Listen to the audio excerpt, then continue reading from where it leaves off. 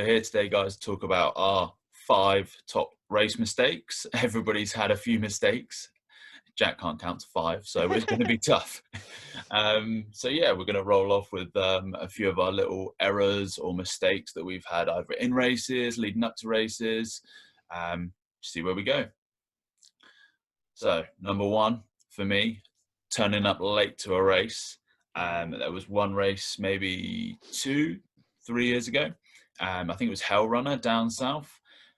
I was driving, trying to get there. I left a little late, but thought, oh, I'm going to make this. No worries, easy. Got literally probably 5 minutes away, traffic jam on the motorway. And literally it took me half an hour to get through the traffic jam. And I missed wave 1 by 3 minutes. As I was walking to the start line, they had literally just called out the wave and they set it off. And I was like, damn it. And this is when I was fairly new to take part in like competitions and stuff. And I was like, oh, kind of want to come here, do okay, see if I can do more of a trail run. It was, I don't know if have you done Hell Runner before, Jack? It's probably the worst 8 miles of, or is it 10 mile now? 10 mile, isn't it? 10 It mile was of my life. They made it very hilly, very sandy. They did it on, so it was an army base, yeah. The old tank training ground, yeah. So I ended up missing the start of the wave, gutted, jumped in my race kit, thought, oh, I can go in wave 2. I think they only did 2 waves back then. So I went in wave 2, literally trying to overtake like 50 people in the front wave or however many it was. It was pretty brutal because the tracks are like that. And there wasn't exactly much room to maneuver. But yeah, mistake number 1. Give yourself enough time to actually get to the race. I did end up coming 7th in that one, so I wasn't too bad. But it was tough. But yeah, that was my mistake 1, not getting myself ready enough in time for the race. Okay, my number 2 is actually one that I've done once at a series race 2 years ago. Mm-hmm. And it was, we've all got it. We've all got those sort of mantras or special lucky pants we wear. For me, 2 years ago, it was calf guards. I got into my head that I could not run without calf guards on, like compression. I was a compression geek. Obviously turned up, going through my kit bricks. Oh no calf guards. I ran round like a panicking idiot, just looking for some calf guards to put on. In the end, I borrowed some Dan Heath ones from Nuclear calf guards. So there's one race you probably see where I've got these really random black odd calf guards on. But yeah, it was more a case of that messing with my mind. So that first bit of the race, we all know, especially if you want to do quite well, like a series race, just like warming up, it's playing on your mind that you haven't got your normal same gear on. So yeah, I would say check your bag and make sure you've got all those things you need. Although calf guards wasn't really a serious thing, but it was more for me, it was a play on my mindset that I didn't have my special orange compressed sport calf guards at the time, which I raced all year in. Subsequently, since then, I've actually now taught myself to race without any calf guards, and it's all fine. So yeah, number 2, make sure you've got all your equipment in your kit brick and ready to go the night before the race, and even run through it. I mean, we've done it in the past, haven't we, where we've shared rooms together, where we lay it out on the bed just to make sure we've got everything. Yeah, that's a good idea. So that's my number 2. Yeah, so number 3, in obstacle course racing, a lot of the races release a map before the actual event.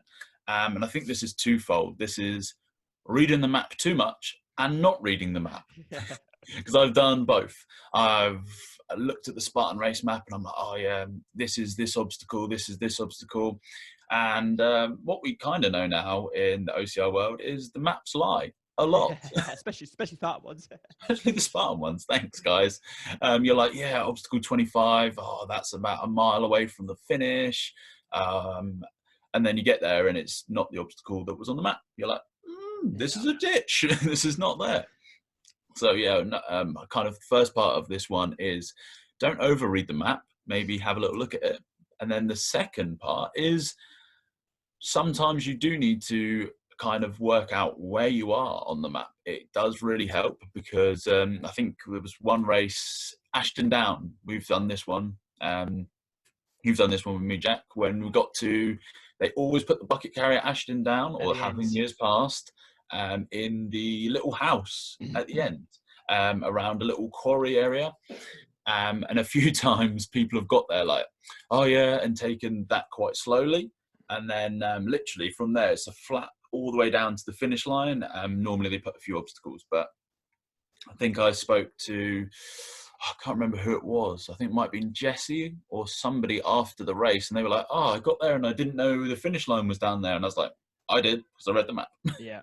Yeah. So yeah, That was the year when you flew past Nick on the monkey bars, wasn't it? I did. Yes, right on the Yeah. finish. I actually won that year. And I actually, it's amazing you said that, because I knew as soon as you came out of that set of woods, and in the sprint, they take out the bucket carry. Mm-hmm. And it was all that question of, oh, have they left the bucket in? Have they left it out? Because the sprint course showed it. But, and then when we went past it, I was like, yes, no bucket. I've only got like 200 meters. Let's go. And it's just a spear, a wall, a monkey bars, and you're done. So yeah, it's, reading the map is a good one. And I will just say, to caveat to that, I actually prefer when they don't put maps out. I like it just running completely blind, and yeah. So yeah, read the map. Make sure you're prepared. Okay, so clever one, nutrition. Okay, I did triathlon before this and I screwed it up. I did many races where I finished with bad gut, cramp, headaches. So I like to think that I actually got myself down to a T with triathlon. When it came to OCR, it was like, this is a bit weird, because like with road running, cycling, you've got time to load in calories, especially if you're going long. With OCR, it literally is a case of like a table, throw water over your head, grab whatever's there and go. I technically do not load on smaller races. I've sort of trained myself to just go with water. If it's a hot day, I'll throw water over my head. In general, I now take a bag or like a waist belt, especially for longer European and American races where you know you're going to be out on course 3 hours plus. I might have some hydration. So my number 4 tip is make sure you have your nutrition absolutely nailed down, because you do not want to be getting stomach cramps or worse, needing the toilet halfway round. Because what's your best nutrition mistake then? Oh yeah, okay. My best mistake. It isn't an OCR. It was in a half Ironman, and it was basically I set my watch to eat every 20 minutes because it was about a 3.5, 4 hour race. So I set my watch to eat every 20 minutes, especially on the bike.